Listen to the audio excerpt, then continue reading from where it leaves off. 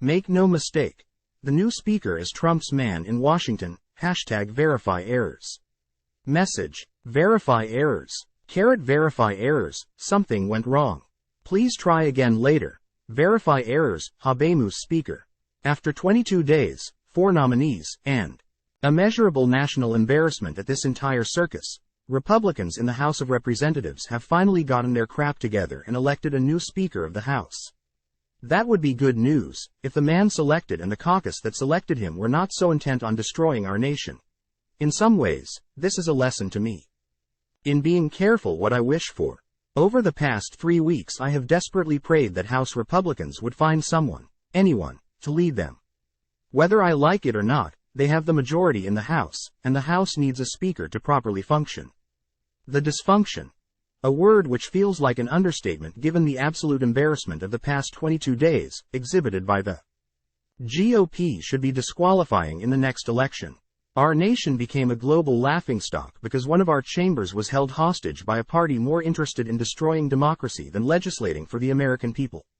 Our new speaker, Mike Johnson, is a prime example of that dysfunction and the disaster it has and will continue to rot. A far-right congressman from Louisiana, Johnson once worked for the Alliance Defending Freedom, which the Southern Poverty Law Center warns is a hate group. A dyed-in-the-MAGA red wool acolyte of the twice-impeached, multiply indicted Donald Trump, Johnson is every bit the authoritarian the real leader of the Republican Party is. Time equals 400 ms. Greater than given the former president's quick dispatching of previous Speaker nominee Tom Emmer of Minnesota for being insufficiently loyal. We can only assume Trump feels certain Johnson will do his bidding in the House. Despite Johnson vowing to find common ground with House Minority Leader Hakeem Jeffries and his fellow Democrats, make no mistake, Johnson is Trump's new man in Washington. If that wasn't frightening enough, take a look at his voting record.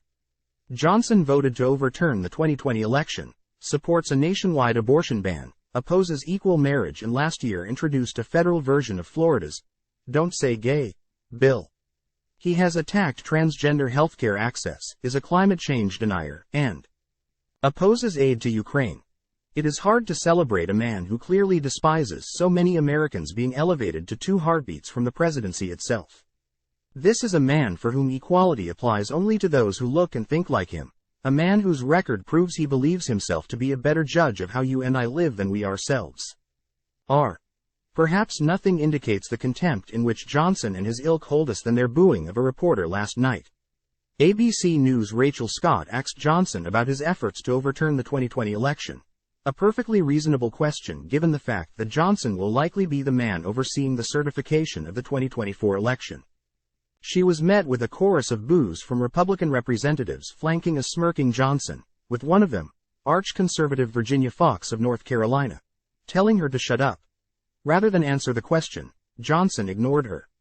It was a galling scene, one which illustrated his contempt for the free press and for legitimate scrutiny and oversight. This is not the behavior of a man who believes in democracy, but of a man who believes he is above being questioned by the Fourth Estate.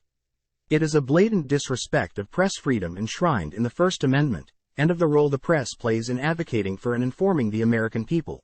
We shouldn't be surprised, though. Johnson's aforementioned record illustrates an utter contempt for the civil rights and liberties of his fellow citizens. The 14th Amendment's guarantee to equal protection under the law? Not for gay couples. The right to privacy it guarantees, or did until 5 justices overturned half a century of constitutional precedent? Not in Johnson's world. The only rights you have are the rights he and his fellow far-right travelers grant you. From the looks of it, those will be few and far between. That makes this whole charade even more frustrating. Johnson was likely palatable to moderate Republicans. I do not believe such a thing exists anymore, but for argument's sake let us pretend, in ways that Jim Jordan and Steve Scalise weren't, because unlike their foaming at the mouth vitriol, Johnson is cordial, affable. Even Jeffries even concedes he has a pleasant demeanor, perhaps. I do not know Johnson and make no claims about him as a person. He may be a lovely neighbor, a good friend, and an agreeable enough colleague. All this can be true, and he still be utterly unfit to govern. With wars in Ukraine and Gaza, with a government shutdown looming, with a climate crisis raging from Maui to Manhattan, And with a deeply divided nation looking for someone to unite us, the American people deserve a leader who does more than smirk at reporters and pass Donald Trump's absurd loyalty test. That is not what we get in Mike Johnson.